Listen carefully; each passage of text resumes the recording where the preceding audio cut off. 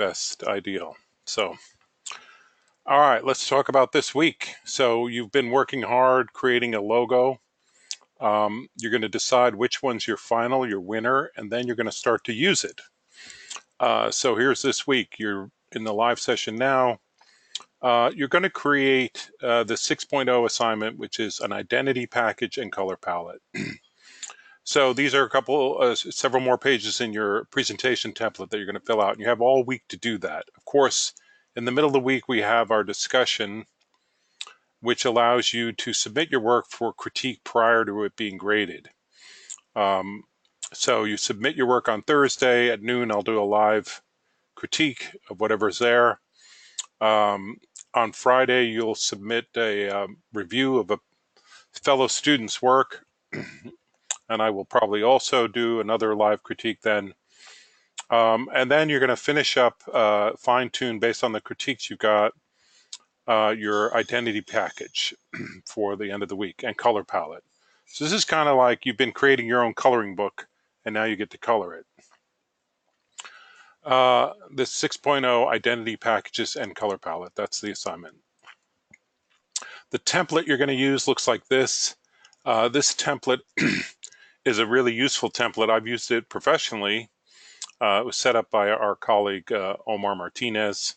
It has a letterhead, business card, horizontal and vertical, an envelope, front and back, and it also has this file, which is if you wanted to create your own envelope from scratch and assemble it, you could do that. But you don't need this for the assignment. It's just sort of a bonus template that you've got. So what do you put on these things? Well, this is what we're going to talk about tonight. This is a student example, Layla's Coffee. There's also a Photoshop mock-up. This is not the exact mock-up, but it's something like this where it kind of looks like it was printed. It's a lot of fun to work on. You've still got business card, envelope, and letterhead all together.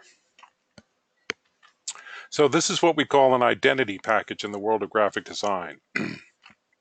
Identity and brand are kind of two different things. If you think of it, the brand is kind of the idea, and the identity is the way it gets expressed, the way it's manifest, and the way people see it and experience it. So while business card, letterhead, and envelope are definitely identity items, they could be many more things as well. For instance, how employees talk on the phone, how they dress, what the other elements look like. What does an airplane look like? What does a van look like? All these things are potential what we call brand touch points, ways that you get to experience the brand. So when you go to Best Buy, you see the guy in the blue shirt with the yellow tag, you know he works there. The blue and yellow color theme carries throughout the store, and it gives you a sense of consistency, and it starts to make you feel comfortable, like, hey, I can take out my credit card here. This project was done by Pentagram, and you can see the logo kind of looks like a burger, but there's a color palette set up here that's used in the store, in the sign, in the packaging, even on the business card. So all these different items start to tie together through color. That's kind of why we're doing this in color theory. By the way, any questions or comments as we go along, just stop me and ask. Here's another company. This is a Russian company. I don't really know what they do, but if you look at their graphics, they all tie together. This is a presentation template, some banners, signage, a billboard, printed materials. They're all different, but they feel like they go together. What would you say makes them feel like they go together, if you agree with that? Anybody?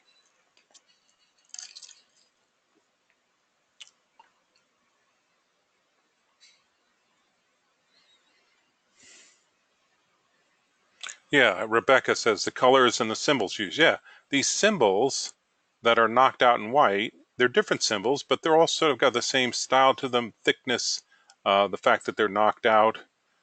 The color palette is includes these soft gradients. So even though the shapes are different, the messages are different, they feel like they go together. And that's what you're aiming for. That's what you're trying to accomplish. Here's Bespoke Trading Company. Now, this brand has a very muted color palette, but it's still a color palette and it ties it together. The way the photography is used, the type elements like this wax seal and the type style all sort of tie it together. Even this craft paper that they use in some of the packaging and design elements, it all sort of gives it a unique feeling that they all go together. If you think of your brand as a person, it's kind of useful in that if you think how a person dresses or how they speak, this can become, your brand can be personified. Now, some brands have spokespeople like the people I'm showing you here. Martha Stewart, for instance, is extremely consistent in her brand. She went to prison, believe it or not, and came out and bounced back. She's a powerful woman in charge of $1 billion media company. She has done so by being religiously consistent in her sort of brand, who she is. Um, she's doing a show with Snoop Dogg. Anybody seen that?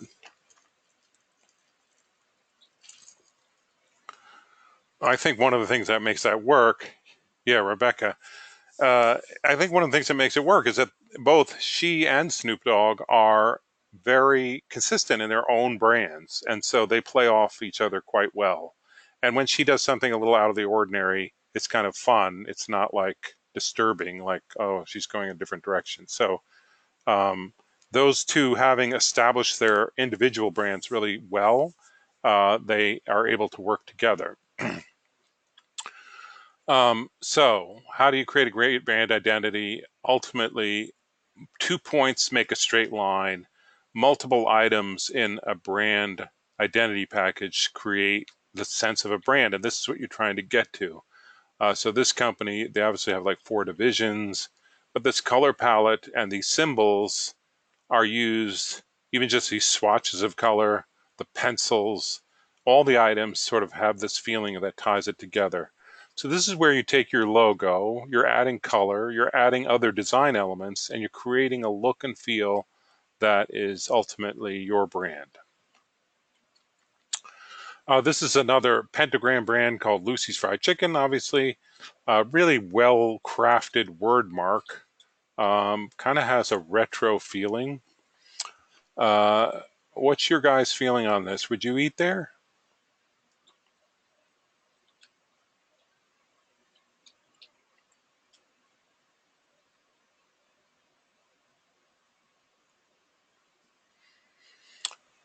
Anybody got a feeling about it? Yes. Okay. uh, what's the feeling of this brand? Like, what do you think it's? Crystal, yeah, you like fried chicken. It seems like maybe fancy. I think when things are designed well, you sort of get a sense that maybe it's well done in some way. It has a down home feel. Yeah, it feels kind of a little retro, maybe a little southern, which is good for fried chicken. Now, here's their neon sign. Do you have a different feeling now?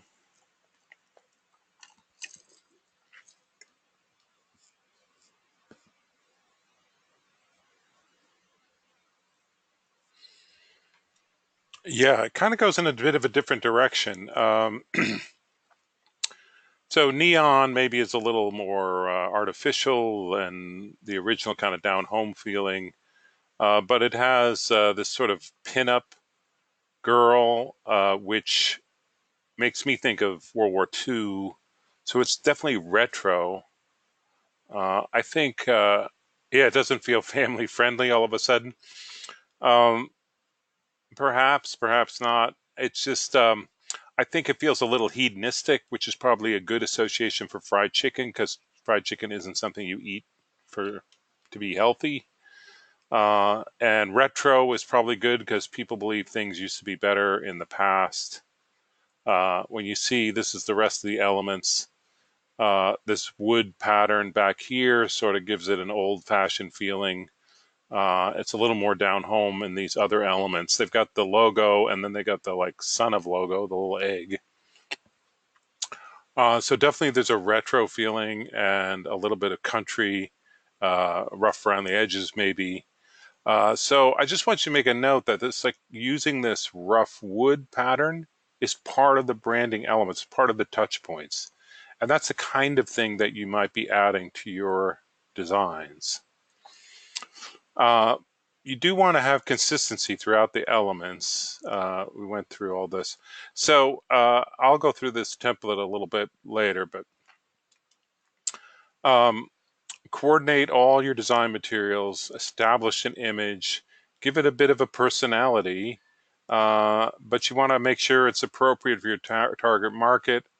It does. You don't want fads, obviously, and it identifies the company. So let's look at some more examples. So here's an identity package done for an architectural firm.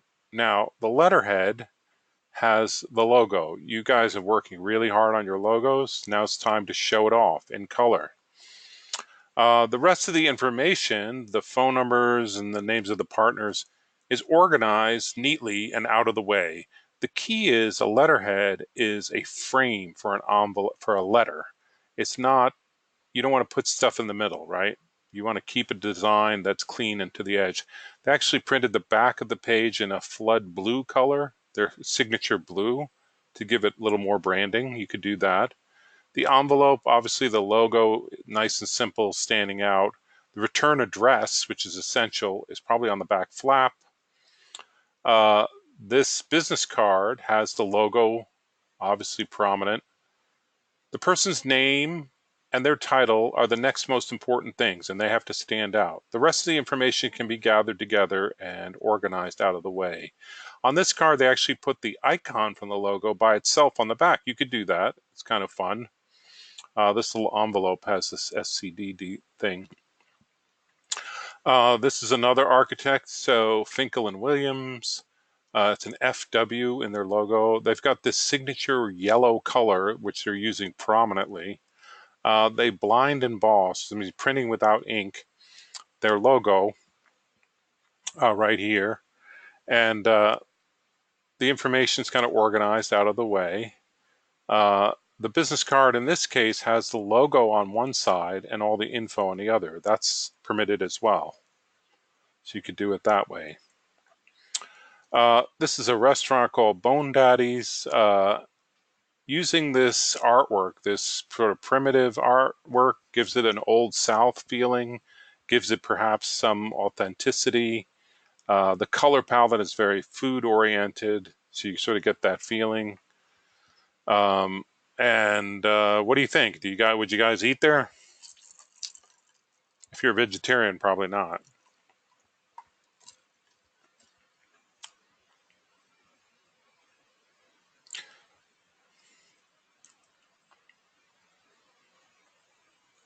Yeah, creative and fun. Yeah, a little bit of fun is nice, right? That's appealing. You go out to eat, you want to have fun. Perhaps they got live music, kind of looks like it. Um, but it doesn't have like a chain TGI Friday kind of look. It's definitely something different. This is a beer called Swing Beer. What's your feeling about this? What does it look like? What does it remind you of?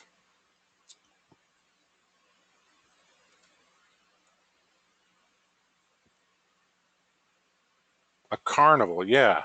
A carnival to me is sort of off base from beer. So I don't know what to think. I mean, I think this is pretty good design. It definitely looks like a carnival if that was their intention, but I wonder from a branding standpoint if that's a good choice. Yeah, it looks like a circus tent. Here's Kate Peters photography. What kind of photography do you think she does?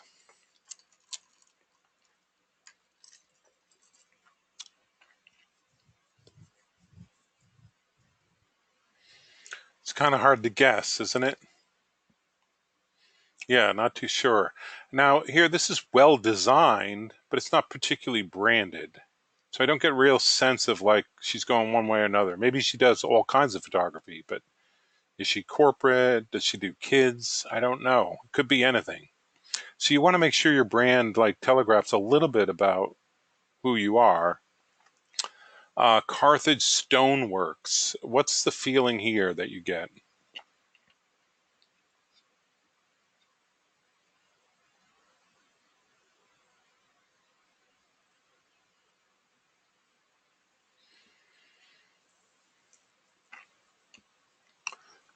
Everybody's typing. I would love it if somebody could turn on their mics. Miners, old time. Yeah, it does have a retro, old timey feel. These red stamps kind of feel like an old Union logo from the last century, maybe. And so, old timey. Yeah, they use black and white photography consistently, which again makes it feel old timey. Uh, oh, I know what that's like, Rebecca. I'm sorry for that. Yeah. Uh, old timey retro maybe works for stoneworks, right? Because uh, old world craftsmanship experience means as much as expertise. So they know what they're doing because they've been around a while. And that's kind of the message, right? Makes it feel like they've been around a long time. Here's a dentist. What's your feeling about the dentist?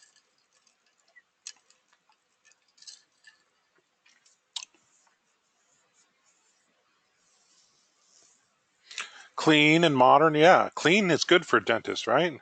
Modern's probably good too. Anything else? If you read these, it's kind of like making funny statements that are written in very kind of serious typography. So it's a bit of a joke. It's kind of being fun. I would say tongue in cheek, but it is a dentist.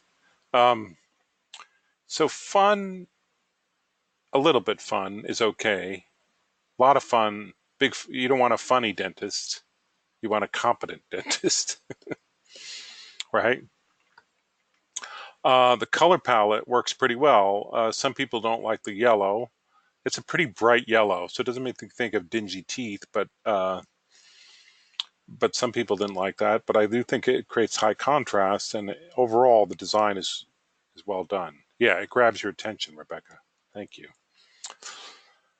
When you print something, and this is what you're setting it up as if it's going to get printed. You have three borders, really. You have the bleed, the trim, and the safety. Let's say crop area. So this is true with anything that's printed because if you have elements, photos, or colors that go straight to the edge of the page where it crops, where it cuts, sometimes the cutter will bounce around a little bit. So you have to compensate for that by going past the cut area out to what we call the bleed. If you order business cards online, it won't accept the file unless it has this. So it's important to notice. Um, so as you're building it, if you have a flood color that goes all around the background, you want to like pull it out to the bleed. Anything that's important and needs to be seen should be inside this safety area. And that's because, like we said, the cutter blade kind of bounces around, and you don't want to cut off the first number of your phone number or something because it would be useless then. This is all the stuff that could potentially go on a business card, but obviously you wouldn't put all that. Typically, you get the person's name and title, the company name, that's going to be in the logo, the address, phone number, email, and web address. All this information can be sort of organized and out of the way. Just keep it kind of neat and simple for the most part. You don't want to go too crazy with wild type styles and things like that. And you want to create a hierarchy where the information is staged for the viewer to get what's important. Letterhead, same thing, bleed trim and safety, 8.5 by 11. Like I said, don't put anything in the middle because that's where the letter goes. Envelope, up here is where the stamp goes. Down here, they print a barcode. Uh, the back of the envelope, you could put the return address back here if you want. Some people put like their icon as a logo, as a stamp kind of thing, a sticker. There's two kinds of flaps, this pointed one and a square one. The letterhead might get the logo, the address, the phone number, web address, the envelope, logo, and the address, maybe the web address. But it doesn't get a lot of information. So you're going to add a style, a graphic elements, a feel to this as you come on. If you look at some of these samples, like for instance, this uses this brown craft paper as one of the elements. So that could be a design element. What is your paper texture like? You could use, this has this kind of wax seal looking stamp logo. They created this little banner that looks like a ribbon. It kind of ties in with the retro look of this. Flood color for the back flap. This one, they did these die cut business cards, which is kind of interesting. And again, this stone colored paper is another element that they're adding in to brand it further. This company, Capture Studios, they're using a kind of fine pattern here. Patterns are cool. You can use patterns. It kind of looks like it wraps around the card. It goes on the back of the letterhead, I guess. Oh no, that's an envelope, I think. That's a booklet envelope. Charleston Naturally. This is a well done set. The logo looks like a crane, but it's really just two leaves, sort of within a leaf shape. But these lines here kind of feel like the waves coming into the bay a little bit. They're just simple lines, but they give you that feeling, and they set off the information from the rest of the letter. Tilt them up on end, and suddenly they're like seagrass. But this is a kind of extra element that you would be looking for to add to your brand identity. You can see the business card close up. It's nicely blind embossed. And the paper texture kind of makes it feel like you might find that on the beach. I'm not going to show you this example. I'm going to show you this example. All right, so this is Tiffany. She did wasabi chocolate. She had some design experience, so she changed the template quite a bit to match her brand. And that's something I want you to do. The extent to which you do it, I'm not too concerned, but I want you to make some effort to change your template up a little bit. There's her creative brief. So this is chocolate made with wasabi spice. Her word cloud. So you're going to design this. By the end, you should have this done up really nicely. You're not getting graded on it as we go along, but it's kind of for you to play with and get more of a sense of your brand as you're going forward with your 10 keywords. Target audience, inspiration, competitors, fonts, display fonts, info level fonts. And here's her sketches. So in her sketches, we picked out this wasabi monster, the little ninja, and this flame as the three best ones. So she took those into, this is the 5.0 assignment you just did. She had the wasabi monster, the ninja, and the flame. We liked the flame the best out of the three, 1, 2, 3, but I didn't like it as the W. I wanted it separate. So she pulled it out, created some interesting typography, and there you have it. There's her logo. But the wasabi monster lives. The wasabi monster actually was a rejected logo, but she used it as an additional element, which is perfectly fine to do. So what did she do with it? Well, here's the color. This is the color relationships, and this is really just to see what your color does with other colors. It's not to determine your palette. Your palette, and I'll go over the template a little more because she changed it quite a bit, but your palette is something you're going to do separately.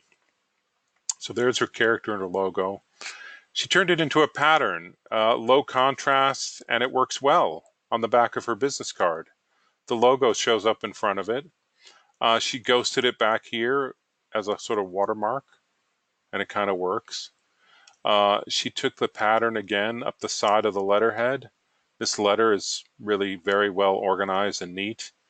Has all the information at the bottom, logo at the top, kind of watermark of the wasabi monster there. Uh, Envelope, the pattern makes this appearance again. And there it is all together in this mock-up. When you see this all together, it feels like they belong. She's got a cream paper stock for these elements, white for the letterhead and card, but the pattern sort of helps tie it all together. Do you see how those secondary elements help you bring it all together as a brand? Any questions or comments of what I just showed you?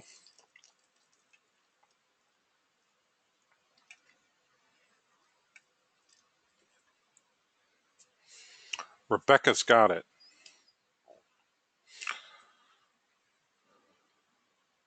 Crystal, you good? Ariana?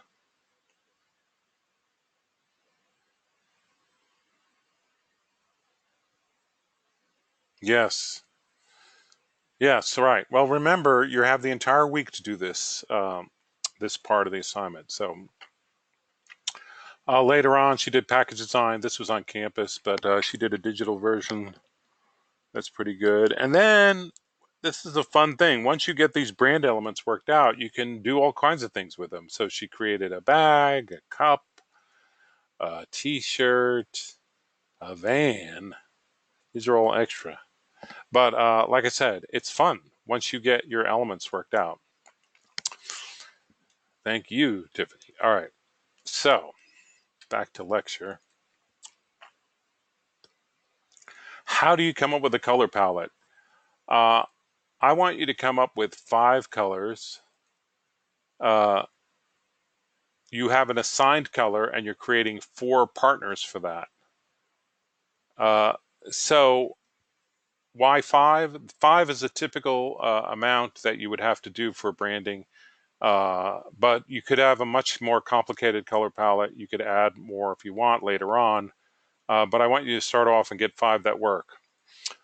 You think of them as a family. They work together. How do they balance each other out? How do they support each other?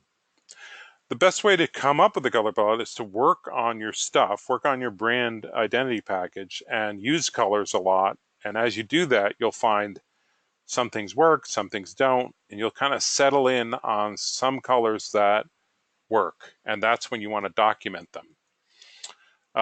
You have contrasting hues, contrasting temperatures. You want to make sure that your assigned color is the hero. But when you think of hierarchy in design, usually we think of the biggest thing being the most important, but sometimes a small thing can be important if it's using color. Because color can create focus, it can create drama, create a focal point. And you should experiment, do lots of colors. I'm going to show you some ways to do that. You can create a lot of palettes very easily using Illustrator.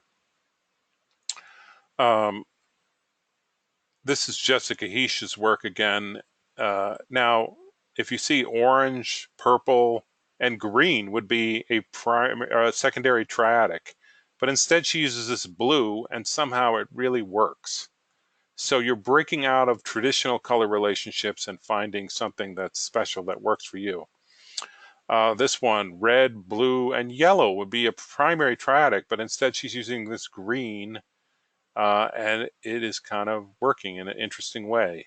There is some yellow in these stripes, I guess, but she did this poster for Matilda, which, if you know the story, Matilda went to a terrible school, not like Full Sail.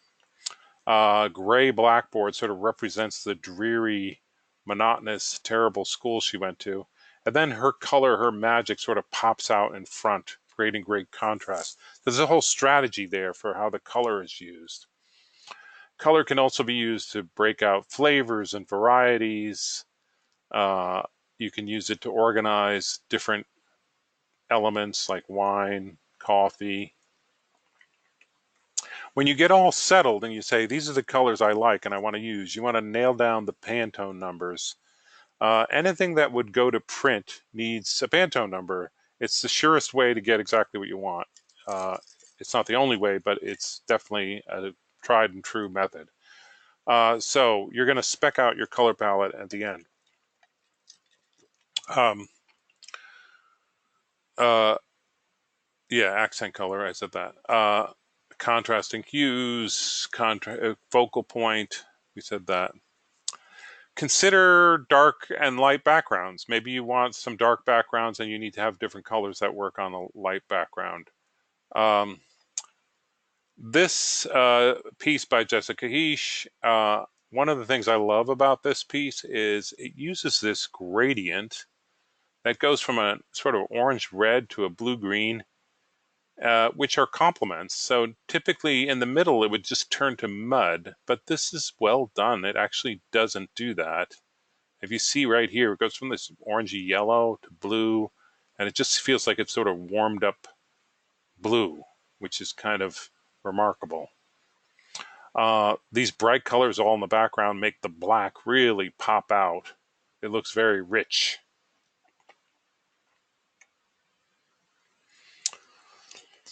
You're going to spec your colors. So if you remember from your hero portrait, hue, saturation, brightness, and temperature, these are the levers that you get to push around to make the colors work together. Let's take a look at our templates. Okay, so I have opened the template that you're going to use to design your letterhead and business card. Each one of these elements is its own artboard, so they work perfectly with your presentation template. I'm going to save as tests. It opens as a untitled document because it's a template. Let's see. Don't do what I'm doing. Desktop.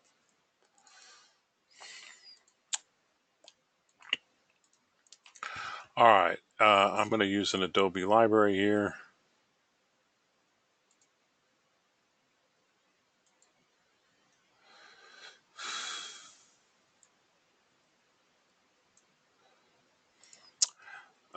Let's see. I've got some logos. I have a class called Color Theory.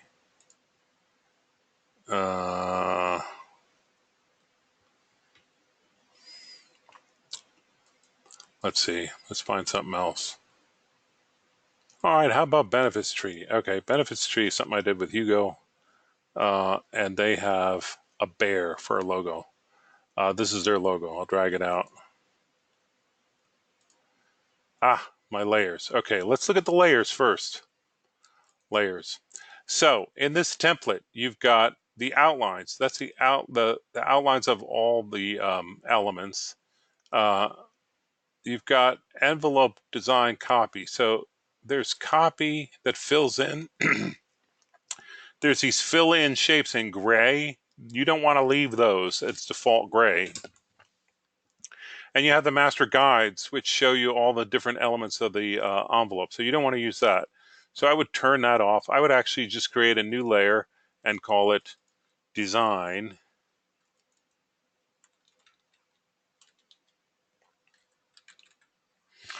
So for your design. I'm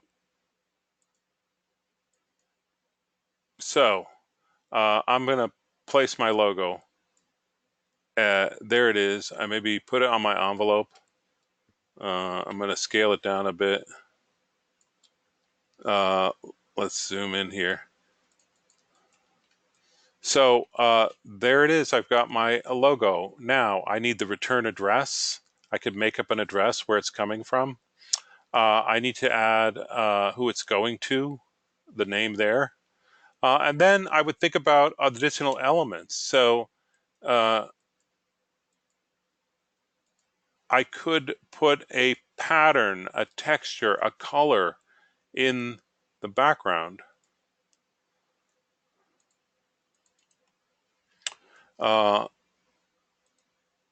And I would want it to be kind of light color because envelopes have to be printed on with black ink. I could add a pattern if I had one. I could add textures, things like that, additional elements. The back of this envelope, I definitely wouldn't want it to be gray. I'm gonna eyedropper this thing. Maybe my whole envelope is cream colored paper, for instance. But I definitely don't want that gray.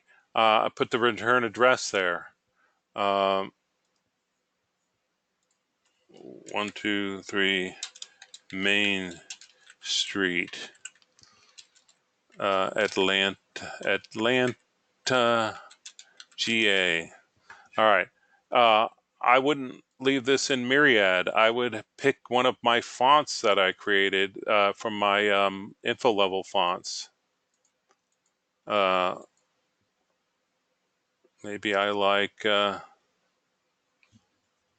serif font for this.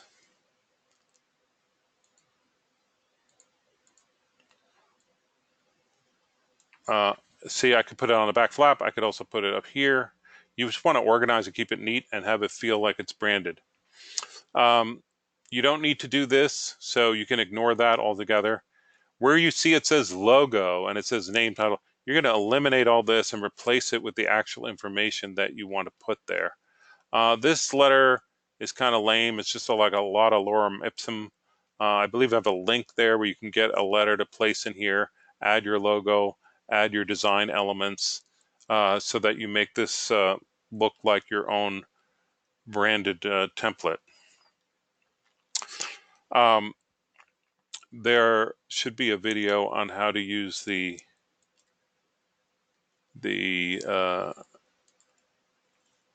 let's see what we got. There we go. How to do the color relationship. So this is the color relationships page.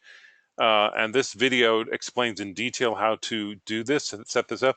This does not determine your color palette. This really just gives you sort of a testing ground to see how your color sets up against some other colors. The identity package is here. There's a video that kind of tells you how to do that as well, which is by me, I think. Make sure you download the files that you need. Your color palette, this is where the page in your template where you're creating your color palette and you're speccing it out with the RGB and the hex number, the CMYK, and the Pantone number. Now, I went through, there's an earlier video about how to find these. If you're having trouble, let me know. And then this is a mock-up, a Photoshop mock-up of the entire thing once you get it finished. You need to download that file here under Identity Photoshop Mockup example. So you have pretty much everything you need. Just to go over it a little finer detail about picking out colors. I'll just create a new document, for example. This is how I like to work on colors. So I'm creating an ellipse. I'm going to take off the stroke. And let's just theorize that this blue is my assigned color, right? So I need to have 5 colors. So 1, 2, 3, 4, 5. All right. Now I'm going to put different colors in these. And at this point, I don't even care what. They're just different colors. I'm just eyedroppering whatever. All right. Now, with this assigned color and these other colors, I'm going to use our old friend, the Recolor Artwork tool. Open it up. I go to the Edit menu. And this shows me the colors that I've just selected. So if I can move this out of the way a little bit. So looking at this is my assigned color right here. The rest of these are up for grabs, so I can move them anywhere I want. Maybe I want a sort of analogous palette. I want to have some contrast, so I've got one really dark, one really light. Maybe this is a little more cream colored. All right.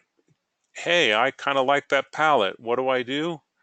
Click this little folder right here. it creates a swatch palette, and I can say fun colors,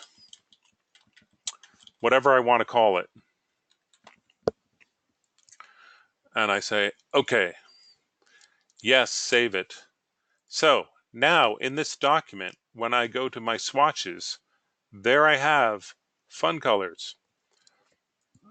I can grab this again and do it again. And this time I want to say, I want some high contrast. So I'm going to go with a red and maybe an orange and this color and maybe a light red. There's my assigned color. It moved. And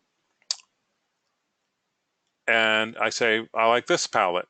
Click that envelope again, the little folder, and palette 2. All right, say okay. Yes, save it. All right, now I've got both palettes, right? Well, I could grab this again and say, wait, I want to go back to this. So I grab it again and I go up here and I say, switch to this one, and it automatically switches it back. So I just created in a number of moments 2 swatch palettes, 2 color palettes. You could create 50 if you want, as many as you want to try, and then try it out on your design elements. See how it works. You may say, you know what, this red looks way out of place. I'm going to stick something else in there. It should be fun. It's not a lot of technical work. And as you apply the colors, you'll start to get a feel for your brand and how it works. The other thing to do is to create patterns. And if you don't know how to create patterns, do you guys know how to create patterns in Illustrator?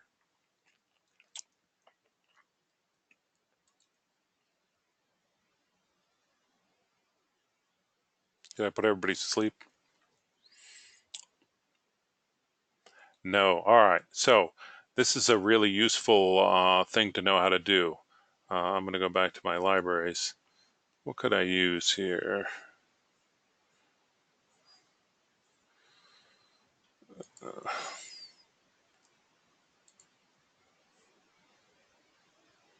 All right. So I'll take this. So Cafe du Provence. This was something a student was working on. I'll just take this. I'm going to ungroup this. Let's just take this icon of the flower here. Copy that. Uh, don't save that. All right. So I'm going to paste that. So this could be any piece of artwork you created in Illustrator. Uh, so if you created something that maybe isn't your logo that you think is kind of interesting, you want to keep, you could use that as well. And all you do is grab it, you go to your swatches and just drag it into the swatches. Now it's a pattern. You see that? It's called New Pattern Swatch 1. I would call it something else eventually, but so how does it work? Well, if I make a shape and I click on that swatch, it fills with that pattern. Now you have custom options with the pattern. So if I double click on the swatch, now I'm in this sort of netherworld of pattern design. And I have this pattern options palette, which gives me all kinds of fun tools to play with. Currently, my pattern is just a straight grid. Maybe I want it to be offset, so brick and row. Maybe I want them closer together. So I click this size tile to art and I change the vertical spacing down a little to tighten them up, tighten them horizontally too. Yes, Rebecca, I agree. This is awesome. This is one of my favorite tools in Illustrator, and you can quickly create beautiful stuff or a mess, but it is a lot of fun. There's more options in this menu. I'm not going to go through them all right now. But when I'm done, I click Done. And now my pattern's there. Now, this pattern has a white background. Maybe I don't want a white background. So I'm going to click this again. I'm going to fill it with, let's see, this kind of red color, light red, like that. Copy this, Command F, paste in front, and now I'm going to fill that with my pattern. So now I've got a background in there as well. There are two shapes, one with the background color, one with the pattern. This is quite useful for this assignment and for all the other things as well. You can become a pattern master and create your own fabrics. There's a website called Spoonflower, if you're interested, where they'll print your own textiles. So you can start making sheets and linens and curtains and whatever you want. Anyway, I hope this is helpful for your assignment this week. This is really should be the fun week of color theory because you're really playing with color, you're adding it to all these elements, and getting a feel for creating a brand. Any questions?